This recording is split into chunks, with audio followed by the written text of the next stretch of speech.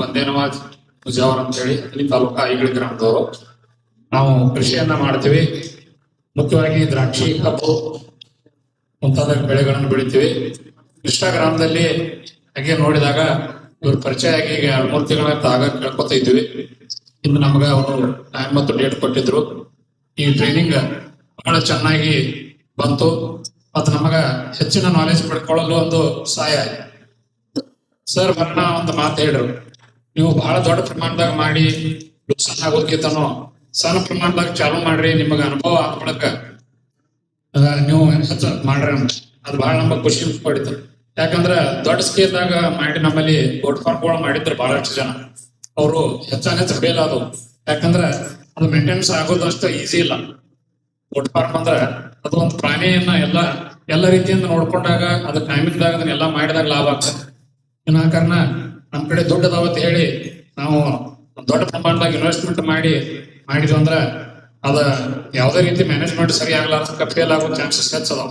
ಅದ್ರ ಸಲುವಾಗಿ ಸರ್ ನೀವು ಇದ್ರಾಗ ನೀವು ಕಲೀದ್ ಹೆಚ್ಚು ಮಾಡ್ರಿ, ನಿಮ್ಗೆ ಹೆಚ್ಚು ನಾಲೆಜ್ ಬಂದಾಗ ವನಸ್ಪತಿ ಹೋರತ್ತೆ ಏನಂದ್ರು ಆ ಮಾತು ಬಹಳ ಕರೆಕ್ಟ್ ಅನ್ಸುತ್ತೆ.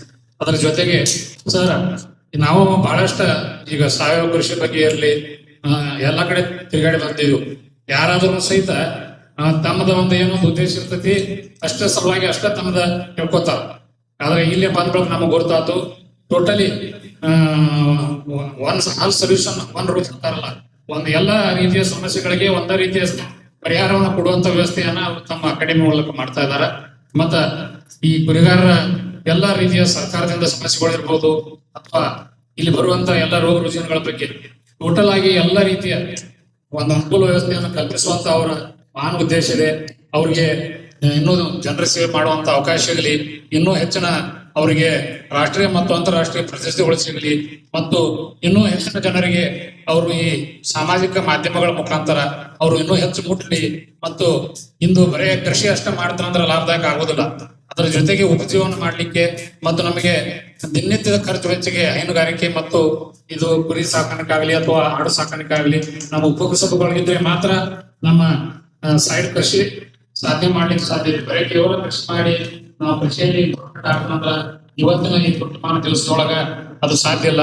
ನಾವು ಕೃಷಿ ಜೊತೆಗೆ ಉಪಕಸಬನ್ನು ಮಾಡಿ ನಮ್ಮ ದೈನಂದಿನ ಜೀವನವನ್ನು ಸುಗಮಗೊಳಿಸಬೇಕಂತ ಹೇಳಿ ಈ ನಮಗೊಂದು ಕಡಿಮೆ ಸಮಯದಲ್ಲಿ ಟ್ರೈನಿಂಗ್ ಕೊಟ್ಟು ನಮಗ ಮುಂದಿನ ಒಂದು ಜೀವನದಲ್ಲಿ ಇದರ ಒಂದು ಉಪಯೋಗ ಮಾಡಿಕೊಳ್ಳಲು ಮಾಡಿಕೊಟ್ಟಂತ ಮೌರ್ಯ ಅಕಾಡೆಮಿ ಮತ್ತು ಸರ್ ಅವರಿಗೆ ಮತ್ತು ಇಲ್ಲಿ ಆಗಮಿಸಿದಂತ ಎಲ್ಲ ಅನುಭವ ಪಡೀಲಿಕ್ಕೆ ಬಂದಂತ ಎಲ್ಲ ತರಬೇತಿದಾರರಿಗೆ ಹಾಗೂ ಇಲ್ಲಿ ಎಲ್ಲ ರೈತರಿಗೆ